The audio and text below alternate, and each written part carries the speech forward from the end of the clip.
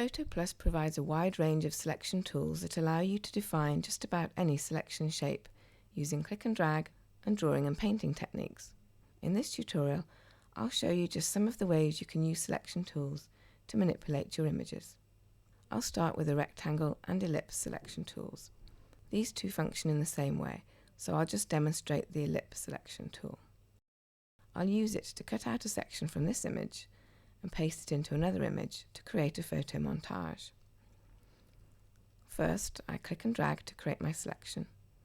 The boundary of the selection is visible as a dashed line, known as a selection marquee.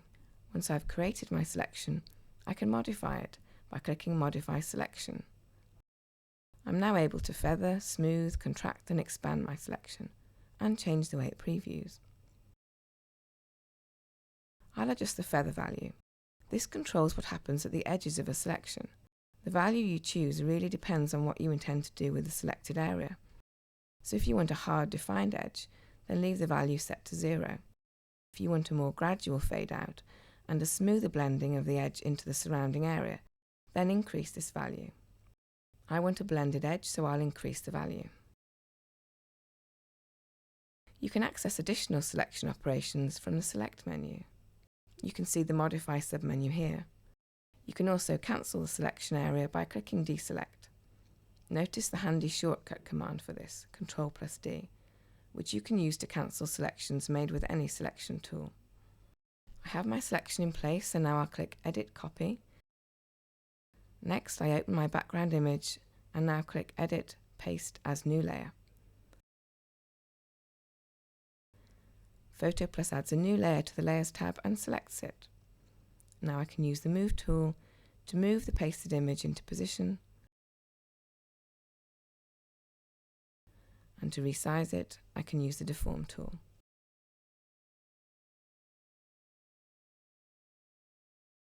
If I want to use my selection as a new image, I can instead choose Edit Paste as New Image. PhotoPlus pastes my selection into a new image, adding it to a transparent background. Also on the Selection Tools flyout, you'll find the Quick Shape selection tools. You can use these to create editable shape selections. Just choose a shape and then click and drag to draw it. You can move the shape around by dragging it, and reshape it by dragging the nodes that display around its edges. When you're happy with the selection shape, double-click it. Again, I'll click the Modify Selection button and increase the feather value.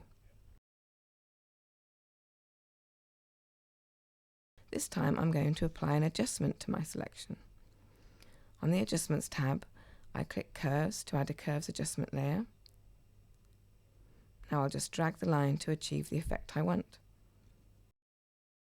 You can now see that PhotoPlus has added the adjustment layer and a mask in the shape of my selection. And if I hide the adjustment layer, you can see the image before and after the curves adjustment is applied. While I still have this image open, I'll undo my curves adjustment and show you how you can create a different effect by inverting a selection. Okay, I'm back to my original selection, and to invert my selection I click Select, Invert. Notice now that there is now a selection marquee around the border of the image as well as around the shaped area. This indicates that everything surrounding the shape is now selected. Now I'll apply the black and white film adjustment, and this time my adjustment has been applied to the area outside of the selected shape. Next we'll look at the Lasso tools.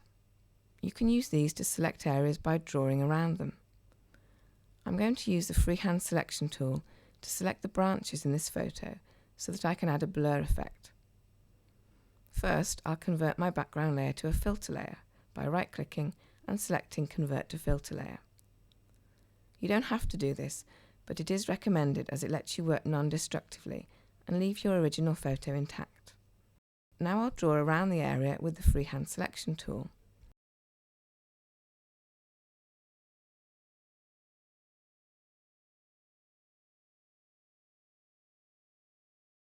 And apply a Gaussian blur from the Effects menu.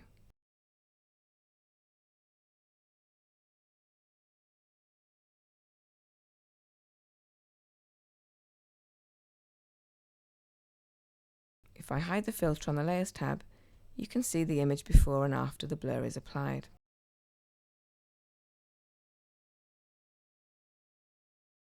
On this photo, I'd like to warm up the colour of the beach. I could use a Lasso tool to select the area, but it would be difficult to select just the sand and not these grassy areas here. Instead, I'm going to use the Magic Wand tool to create a selection based on the colour similarity of adjacent pixels. If I click on the sand with the tool, PhotoPlus selects any adjacent areas of a similar colour. When you use this tool, you may want to experiment with a tolerance setting. With a low tolerance, the tool only selects pixels very close in colour to the area clicked. As the tolerance increases, the tool selects pixels further in colour from the original. Back to the Adjustments tab again, and I'll apply a warm lens filter adjustment.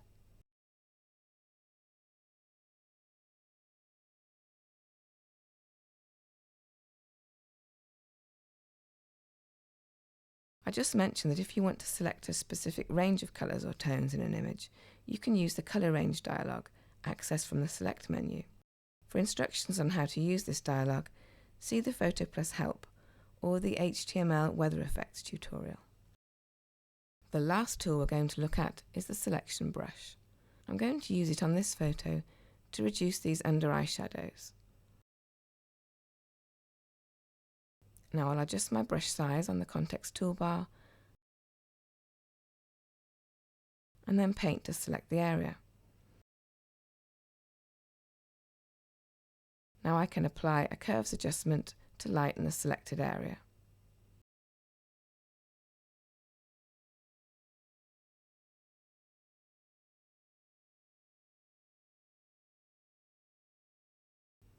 I'll do the same for the left eye.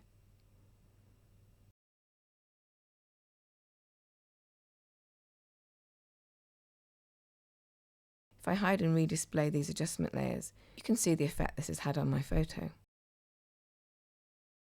You could also use this method to smooth skin by painting over wrinkles with a small brush and then applying a Gaussian blur filter. In this tutorial, I've tried to summarise the various selection tools available to you in PhotoPlus and shown you a way to work with each. I hope it's helped you understand them a little more and inspired you to experiment with the selection tools in your own photos.